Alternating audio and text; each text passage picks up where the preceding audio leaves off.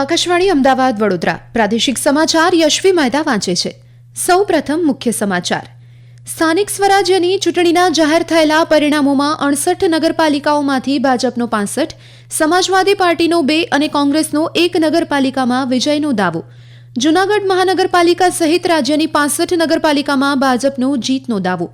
ભાજપ પ્રદેશ અધ્યક્ષ CR પાટીલે જનાદેશને મતદારોનો વિજય ગણાવ્યો. કોંગ્રેસે મતદારોના ચુકાદાને સ્વીકાર્યો. વિધાનસભાના બજેટ સત્રનો આવતીકાલથી આરંભ થશે. ગુરુવારે ગૃહમાં અંદાજપત્ર રજૂ થશે.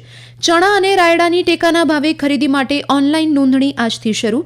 અને વડોદરામાં રમાઈ રહેલી વુમન પ્રીમિયર લીગની મેચમાં આજે ગુજરાતનો મુંબઈ સામે મુકાબલો. સમાચાર વિગતવાર. રાજ્યની સ્થાનિક સ્વરાજ્યની સંસ્થાઓની 16 ફેબ્રુઆરીએ યોજાયેલી ચૂંટણીમાં ભાજપને ફરી એક વખત મોટી જીત મળી છે. જૂનાગઢ મહાનગરપાલિકા, 66 નગરપાલિકા અને 3 તાલુકા પંચાયતની સામાન્ય અને તાલુકા તેમજ જિલ્લા પંચાયતની પેટા ચૂંટણી માટે આજે શાંતિપૂર્ણ વાતાવરણમાં મતગણતરી યોજાઈ. અત્યાર સુધી જાહેર થયેલા પરિણામ મુજબ જૂનાગઢ મહાનગરપાલિકા સહિત 68માંથી 65 જેટલી નગરપાલિકામાં ભાજપે વિજય મેળવ્યો હોવાનો દાવો કર્યો છે, જ્યારે કોંગ્રેસ અને સમાજવાદી પાર્ટીએ 2 નગરપાલિકા જીતી હોવાનો દાવો કર્યો છે. જીત બાદ ગાંધીનગરમાં પત્રકારોને સંબોધતા ભાજપના પ્રદેશ પ્રમુખ CR પાટીલે આ જનાદેશને મતદારોનો વિજય ગણાવ્યો હતો. 51 સીટો ગયા વખતે નગરપાલિકાની જે ભારતીય જનતા પાર્ટી પાસેથી આ વખતે 14નો વધારો થયો છે. 7 સીટો અમે ક્લિયર કટ જીત્યા છે અને 5 સીટોની અંદર જે કેટલાક અપક્ષ છે એમણે અમને ટેકો આપવા માટેને વાત કરી છે. એના આધારે અમે કુલ 65 નગરપાલિકા એ સંપૂર્ણપણે ત્યાં છે. કોંગ્રેસના પરાજય બાદ ગુજરાત કોંગ્રેસના પ્રદેશ અધ્યક્ષ શક્તિસિંહ ગોહિલે કહ્યું હતું કે આ પરિણામોથી અમે નિરાશ થયા નથી. અમારા માટે આ ચૂંટણીના પરિણામો નિરાશ થવા જેવા નથી.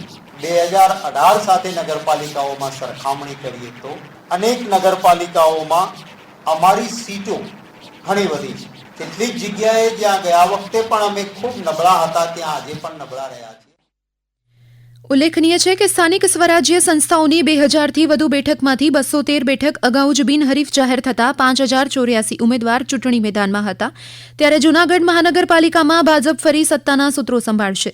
આજે જાહેર થયેલા પરિણામમાં 60 બેઠકમાંથી ભાજપને ફાળે 48, કોંગ્રેસને 1, જ્યારે અપક્ષ ઉમેદવારનો 1 બેઠક પર વિજય થયો છે. રાજ્યની 68માંથી 65 મહાનગરપાલિકામાં ભાજપે વિજયનો દાવો કર્યો છે, જ્યારે પોરબંદરની કુતિયાણામાં સમાજવાદી પાર્ટી અને છોટા ઉદેપુરમાં ભાજપ સહિતના કોઈપણ પક્ષને સ્પષ્ટ બહુમતી મળી ન હતી. આ ઉપરાંત ધોરાજી નગરપાલિકા કોંગ્રેસે ગુમાવી છે. મધ્ય ગુજરાતના મહીસાગર જિલ્લાના અમારા પ્રતિનિધિ કૌશિક જોશી અહેવાલ આપ્યો હતો કે લુણાવાડા, સંતરામપુર, બાલાસિનોર નગરપાલિકા સહિત ખાનપુર તાલુકાની કનોડ તાલુકા પંચાયતમાં ભાજપનો વિજય થયો છે. સંતરામપુર નગરપાલિકામાં 24 ઉમેદવારમાંથી 15 ઉમેદવારોમાં ભાજપની જીત થતાં શિક્ષણ મંત્રી ડોક્ટર કુંબેર ડિંડોરે મતદારોનો આભાર વ્યક્ત કર્યો હતો. ભારતીય જનતા પાર્ટીને જે સંપૂર્ણ બહુમત પૂર્ણ જનાદેશ આપ્યો છે, ગુજરાતની તમામ જનતાનો આભાર માનું છું. અને સંતરામપુર નગરપાલિકાની પણ ચૂંટણી આપણે સંપન્ન થઈ. વોર્ડના તમામ ઉમેદવારોને જીતાડવામાં જે મદદરૂપ બન્યા છે એવા સાણા મતદારોનો ઋણ સ્વીકાર કરું છું. સવિશેષમાં આમ સાથે મળીને આ નગરનો સિનિયરો બદલાય એના માટેના પ્રયત્નો કરીશું. છોટા ઉદેપુર નગરપાલિકામાં કોઈપણ પક્ષને સ્પષ્ટ બહુમતી મળી નથી. 28 બેઠક માટે યોજાયેલી ચૂંટણીમાં ભાજપને 8, કોંગ્રેસને 1, અપક્ષને 4 તેમજ સર્વ સમાજ પાર્ટી અને BSPને 4 બેઠક મળી છે, જ્યારે સમાજવાદી પાર્ટીને ફાળે 6 બેઠક ગઈ હોવાનું અમારા છોટા ઉદેપુરના પ્રતિનિધિ જણાવી રહ્યા છે. છોટાઉદેપુર નગરપાલિકાનું બોર્ડ બનાવવા માટે આમ તો 15 બેઠકોની બહુમતીની જરૂર પડતી હોય છે, પરંતુ આજે જાહેર થયેલા પરિણામોમાં કોઈ સિંગલ લાર્જેસ્ટ પાર્ટીને બહુમતી મળી નથી. ત્યારે ભારતીય જનતા પાર્ટીના 8 સભ્યો, અપક્ષના 4 સભ્યો અને અન્ય પ્રાદેશિક પક્ષોના સભ્યોના ટેકાથી ભારતીય જનતા પાર્ટી બોર્ડ બનાવે તેવી હાલ ચર્ચાઓ ચાલી રહી છે.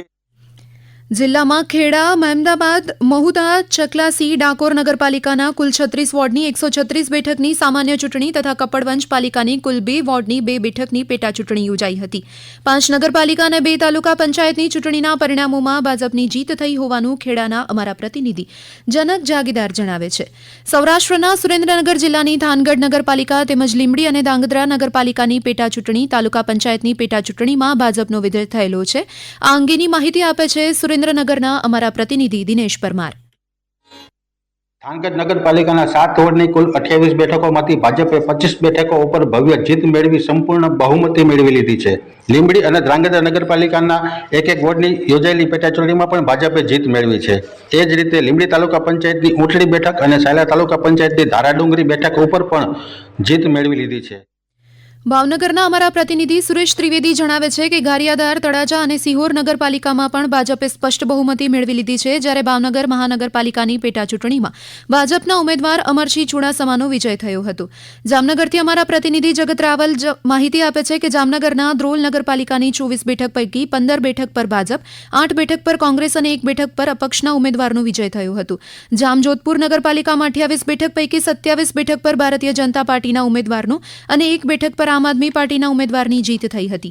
પોરબંદર જિલ્લાના રાણાવાવ નગરપાલિકામાં સમાજવાદી પાર્ટીની ટીમને 28 સીટમાંથી 20 સીટમાં વિજય મળતા સતત ત્રીજી વખત કાંદલ જાડેજાની સમાજવાદી પાર્ટીની ટીમનો વિજય થયો છે, જ્યારે કુતિયાણામાં પણ સમાજવાદી પાર્ટીની ટીમને 24માંથી 14 સીટ પર વિજય મળતા કુતિયાણા નગરપાલિકા પર પણ સમાજવાદી પાર્ટીનું શાસન આવશે, તેમ પોરબંદરના અમારા પ્રતિનિધિ મહેશ લુક્કા જણાવી રહ્યા છે. કાંદલ જાડેજાના પરિવારે કોટડા પરિવારને માત આપી નગરપાલિકાની 24માંથી 14 સીટ કબજે કરી અપસેટ સર્જી દીધો છે. રાણાવાવ શહેરની નગરપાલિકાની 28 સીટ પર કાંદલ જાડેજાની સમાજવાદી પાર્ટીના 20 ઉમેદવારોની જીત થતાં બંને સ્થળે સામે ઉભેલી ભાજપની ટીમ હારી ગઈ છે. કચ્છ જિલ્લામાં પણ ભાજપ અગ્રેસર રહ્યું છે. ભચાઉ અને રાપર નગરપાલિકા પર ભાજપે કબજો કરી લીધો છે, જ્યારે માંડવી, મુન્દ્રા અને ભચાઉની તાલુકા પંચાયતની 3 બેઠક પર ભાજપનો વિજય થયો છે. દક્ષિણ ગુજરાતમાં ભરૂચના હાંસોડ તાલુકા પંચાયતની પંડવાઈ બેઠક પર કોંગ્રેસના ધવલ પટેલની જીત થઈ હતી. પંચાયતની આછોદ બેઠક પર ભાજપના ઉમેદવારનો વિજય થયો હતો. જંબુસર નગરપાલિકા વોર્ડ નંબર 1ના ભારતીય જનતા પાર્ટીના ઉમેદવારનો વિજય થયો. બિલીમોરા નગરપાલિકાની ચૂંટણીમાં 33 બેઠકમાંથી 27 પર વિજય મેળવી ભાજપે સત્તા જાળવી રાખી. તાપીના સોનગઢ નગરપાલિકા પર ફરી ભાજપે કબજો જમાવ્યો છે. ઉત્તર ગુજરાતની વાત કરીએ તો મહેસાણા જિલ્લાના પ્રતિનિધિ જણાવે છે કે ખેરાલુ નગરપાલિકામાં 13 બેઠક ભાજપ, 2 બેઠક કોંગ્રેસ અને 2 અપક્ષને ફાળે ગઈ છે. અમદાવાદ જિલ્લાની સાણંદ, બાવળા અને ધંધુકાની નગરપાલિકાની ચૂંટણીમાં ભાજપનો વિજય થયો, જ્યારે તાલુકા પંચાયતની 2 અને જિલ્લા પંચાયતની 4 બેઠક અને ગાટલોડિયા વોર્ડની મહાનગરપાલિકાની પેટાચૂંટણીમાં ભાજપનો વિજય થયો.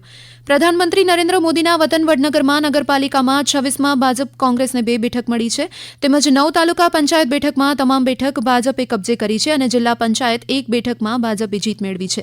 પાટણ જિલ્લામાં રાધનપુર, હારીજ અને ચાણસ્મા એમ 3 નગરપાલિકા, 3 નગરપાલિકામાં ભાજપે સત્તા કબજે કરી હોવાનું અમારા પ્રતિનિધિએ જણાવ્યું હતું. કડી તાલુકા પંચાયત અગોલ બેઠક ભાજપે જીતી છે. અરવલ્લી જિલ્લાની માલપુર તાલુકા અને બાયડ તાલુકામાં પેટાચૂંટણીમાં ભાજપી 2 મહિલાઓ ઉમેદવારોએ બાજી મારી હોવાનું અમારા પ્રતિનિધિએ જણાવ્યું હતું. આવતીકાલથી ગુજરાત વિધાનસભાનું બજેટ સત્ર શરૂ થઈ રહ્યું છે. પ્રથમ દિવસે રાજ્યપાલના સંબોધનથી સત્રની શરૂઆત થશે, જ્યારે 20 ફેબ્રુઆરીએ નાણામંત્રી કનુભાઈ દેસાઈ વર્ષ 2025-26નું અંદાજપત્ર રજૂ કરશે. આ સમાચાર આપ આકાશવાણીના અમદાવાદ વડોદરા કેન્દ્ર પરથી સાંભળી રહ્યા છો. આ સમાચાર આપ અમારી YouTube channel AIR news Gujarat પર પણ સાંભળી શકશો. વધુ સમાચાર માટે અમારી વેબસાઇટ newsonair.gov.in/gujarati અને અમારા એક્સ હેન્ડલ AIR_news_ABAD ને ફોલો કરી શકશો.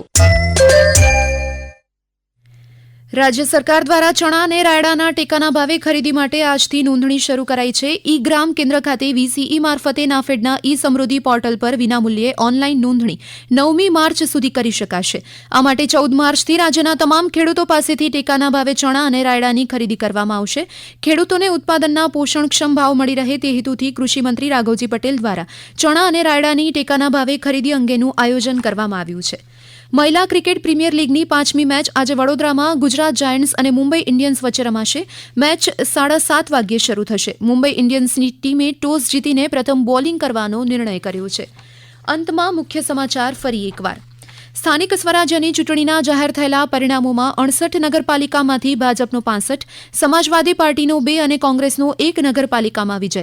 જૂનાગઢ મહાનગરપાલિકા સહિત રાજ્યની 65 નગરપાલિકામાં ભાજપનો વિજયનો દાવો. ભાજપ પ્રદેશ અધ્યક્ષ CR પાટીલે જનાદેશને મતદારોનો વિજય ગણાવ્યો. કોંગ્રેસે મતદારોના ચુકાદાને સ્વીકાર્યો. વિધાનસભાના બજેટ સત્રનો આવતીકાલથી આરંભ થશે. ગુરુવારે ગૃહમાં અંદાજપત્ર રજૂ થશે. ચણા અને રાયડાની ટેકાના ભાવે ખરીદી માટે ઓનલાઈન નોંધણી આજથી શરૂ. અને વડોદરામાં રમાઈ રહેલી વુમન પ્રીમિયર લીગની મેચમાં આજે ગુજરાતનો મુંબઈ સામે મુકાબલો. આ સાથે જ આકાશવાણીના અમદાવાદ વડોદરા કેન્દ્ર પરથી પ્રાદેશિક સમાચાર પૂરા થયા. છે.